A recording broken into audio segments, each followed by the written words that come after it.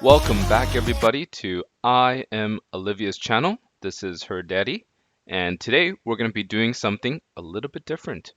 We're going to be doing how to get rich with a pro pass.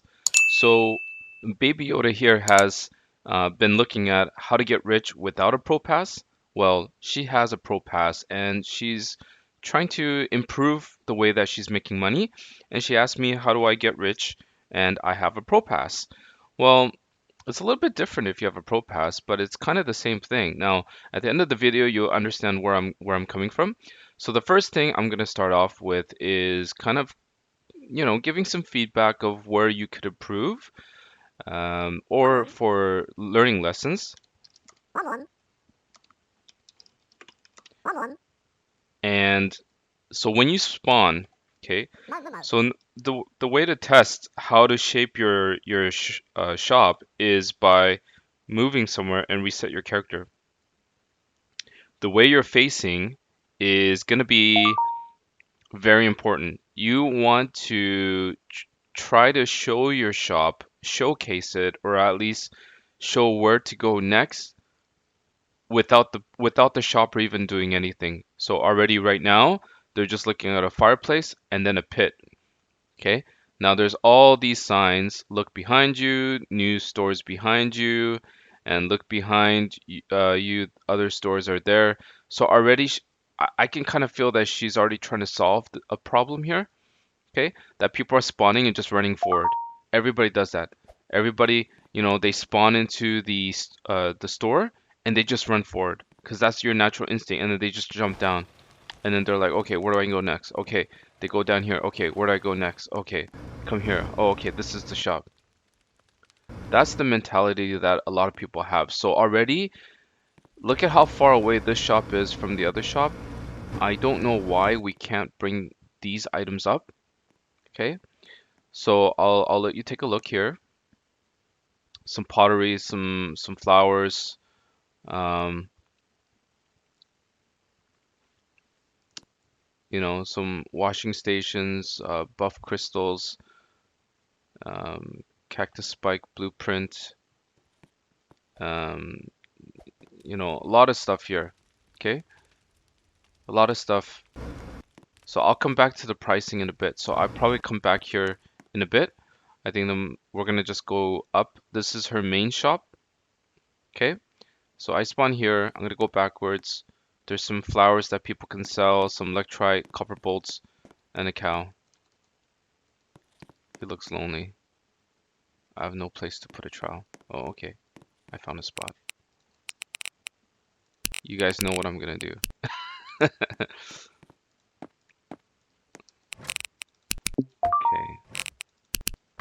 there we go. All right, so when you come from spawn, you come out here, and all of a sudden it's like a donation center. Okay, everything's for 1 coin, and you have all these bins. There's some random stuff in there. Well, just one stuff. But okay, here we go. Problem with I find with donations. Now, I don't believe him in using them, but a lot of shops do. Is to put things either at 1 coin or put something simple like grass at 1 million, 10 million, 100 million, a billion. Okay, I've even seen a billion vend before for donation. Um, the problem I have with this is that you need to also make sure that your shoppers can sell you these items, um, the right way as well. So let's, for example, crystallized iron. Okay, we're gonna go to the teddy bear store. All right, teddy bear store. All right, where's the crystallized iron? Where can I sell it? Nowhere. Okay. All right, let's go to the rabbit store. All right, very cute. Rabbit store. Okay, empty. Oh man, there's no place to sell it. Okay, that's a problem. Okay. So it's okay to have donation bins, but make sure the real bins are there too. Okay. So next item. Okay, a lot of things are empty. It shouldn't be empty. Uh, the way I would do it is I would set up a resource area. Okay. So what I'm gonna do is I'm gonna ask Yoda, can you empty all the machines, all the items from the machines on this wall.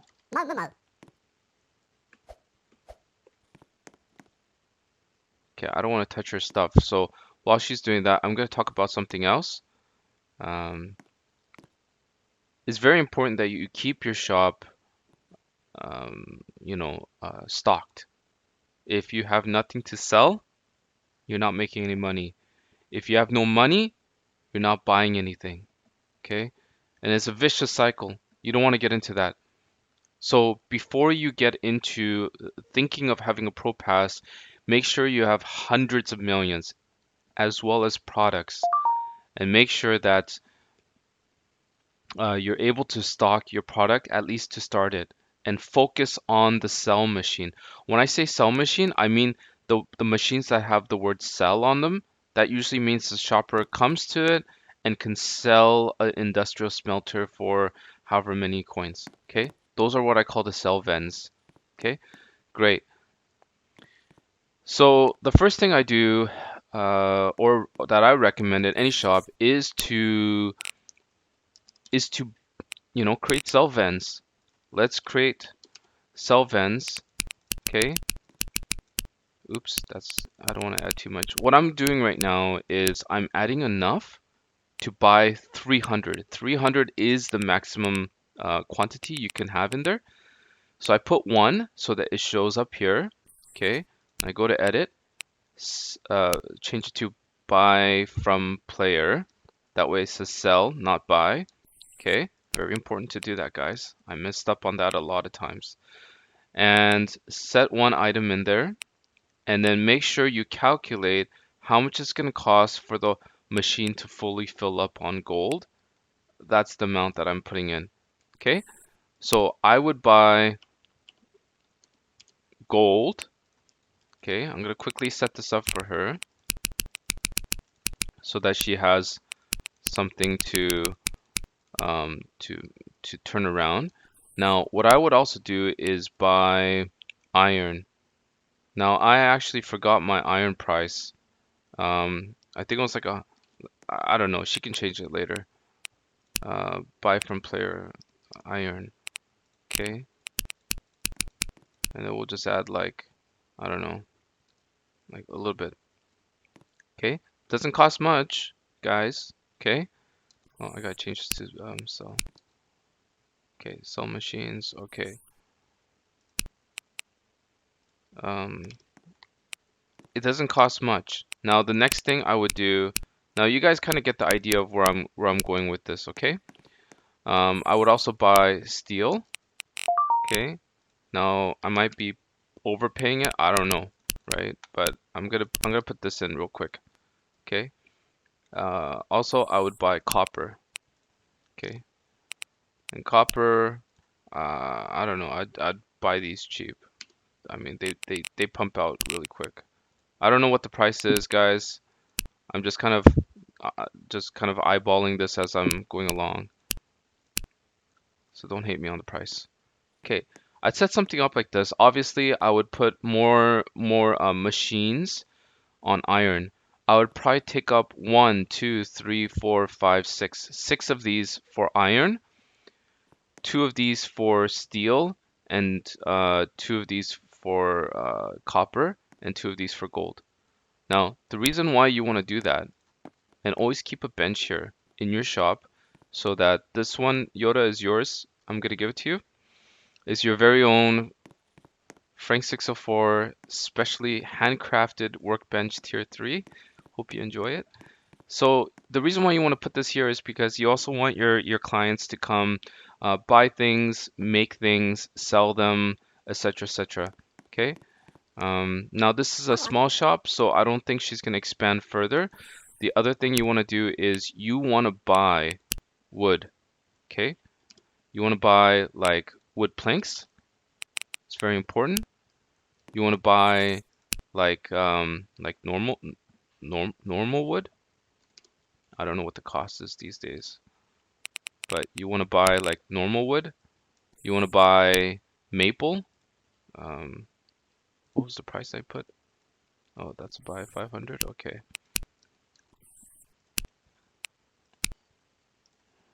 500. You want to buy maple. You want to buy all the resources that you would need. Now, Yoda, you might say, well, I already have wood. No, trust me.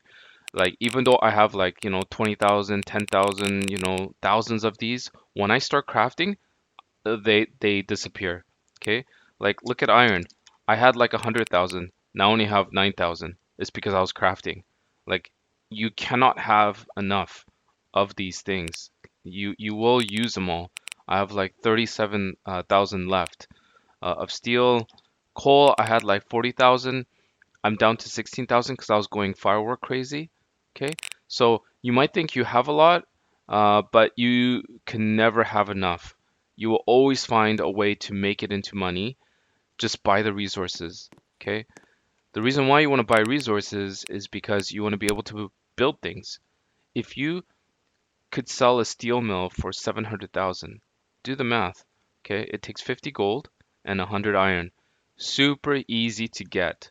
Okay, one machine full will already give you 300 iron. Okay, that's enough for 3 steel mills. One machine of gold, um, you know, can give you 6 of those.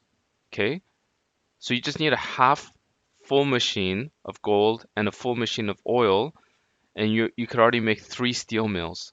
Guys, that's already like, let's say 700,000, that's 2.1 million gold right there. Okay, take some off for the tax. Let's say it's 2 mil flat. You're making 2 mil, okay? Just from iron and gold, okay? That's not bad. That's not bad at all. And that's how you keep flipping for money. Uh, over time you can, I think she has a factory. She can use her own gold, which is even better, because then it's just pure profit. That's why I wouldn't even look at the food farming. Over time, I think the food farming needs to retire. I think that needs to turn into like steel, gold, copper, iron, and then just bring all of those resources in and just start cranking out products. You can create copper presses. All it takes is 500 copper ingots and steel rods, five. So I'd be making those. Um, you know, I'd be getting drills all over this island, as many as you can put down, which is four. Get the red bronze refinery going, the steel mills, the steel presses, right? And then start putting copper plates, copper rods, steel rods. Now I'm going really heavy in industrial. Industrial is a very common theme that everybody gets into. So that's why I always like industrial items. They're profitable, they're always in demand, it's a stable market. If you go into, for example, something new like electrite, it's very volatile. It keeps shifting. But smelters are still going strong. Everybody still needs them, right?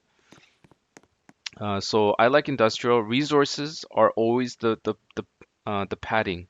Okay, you want to pad your shop with resource machines. This is very important. So get that going no matter what. So you got a basic shop, which is about 10-30 vending machines. You can grow it into a full shop, which is, more than that, which kind of has like, the best of everything, best of flour, best of, machines, best of electrolytes that people would be interested in. Those are like a full shop. Now you can go niche. You can only sell solar panels, switches, all the electrical stuff. You can only sell flowers and clay, or you can only sell machines or just weapons, you know. So you can really choose and kind of hone which market you really like to be in, which you find is profitable. But for Baby Yoda, she's just starting out, so those are very so just a basic shop setup is probably the best bang for the buck. Okay. Now you want to make sure that you're setting your sell vends as fair as possible. So, you know, for example, something like smelter that is very high in demand, a lot of shops are not having an easy time finding them to sell. It's going to be very competitive, or at least right now it is. And so my sell vends for smelters is at 1 million, and I keep 100 million in there, so someone can sell a lot in there. Oh, that brings up another point if I haven't talked about it yet, is that the sell machines that you set up is really important that you add money into it. I mean, if you don't add enough money, you're limiting how many a person can sell to you at once. So it's not like everybody that walks through the door goes, "Hey, I'm gonna sell 1 gold," and just walks up here and go, "Yoink, 1 gold, there you go," and walks away. That's not what happens. It's more like 30 people walk in, they don't even look at it. They go somewhere else and then they leave. Okay? And then there's this one guy that would just come and he's like, "Oh man, I made so much gold. I'm gonna sell all my gold today in this shop." And he goes straight to the gold and he just goes, "All right, sell, sell, sell, sell, sell, sell, sell." But then if you don't have enough money in there, then it's gonna say out of money. And he's gonna be like, "Oh man, go to the next machine, out of money. Oh man, I'm a gold farmer. I really want to sell gold. I'm gonna go find another shop." And that's what happens. So make sure you pad all the things that you really, really want with a lot of money inside. Okay? Now the things that you really don't care if you get or not, well, you don't really have to take care of those machines. Um, you know, it's always best to, but you know, to each their own. So pricing wise, just be a little bit cautious. Make sure that it's still within the market. So the way I operate is I'll take a look at some pricing sheets just to see what other people think. I'll actually go to other people's shop and see how they price their items. So for example, some people do a 10%. So if they sell an item for 500,000, they will buy the item for 50,000. Okay, so I see those kind of markups. Figure out what works for you. Honestly, the more higher the volume you have, the more higher quality of clients you get.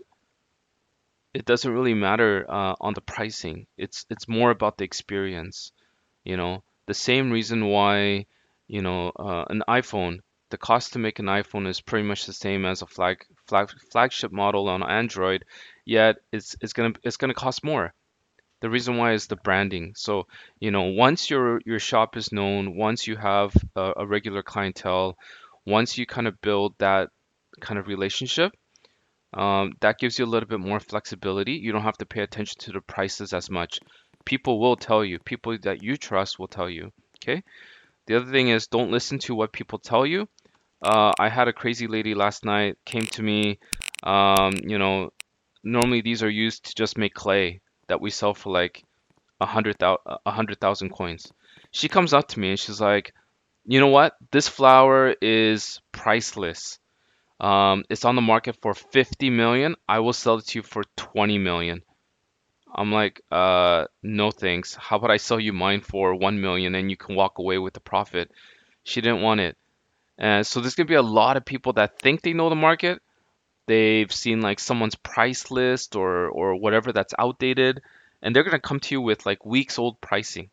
Okay. Yeah, that price might have been right when the flower first came out, but not anymore. So, as time goes on, price changes, and people are all at different parts of that timeline. You know, One person came up to me and it's like, "I want to buy your fertile purple hibiscus for 100 million." I'm like, "What?" I'm like, "Bruh, this flower it sells for like 3 mil max, like 1 to 3 mil. Like, why would you want to pay 100?" And the person didn't really get me. I think English wasn't their language, so they're like, "Fine, okay, I will drop it to 50 million. If you set the price at 50 million, I'll buy 10." I'm like, oh my goodness. Like, so like people have different understanding about prices, and it's hard to shift that mentality. You should not bend your knees to everyone's pricing. You figure out your own pricing. Number one, is it selling? If it is, who cares what other people think about your price? It's selling. Okay? Is it selling fast enough for you?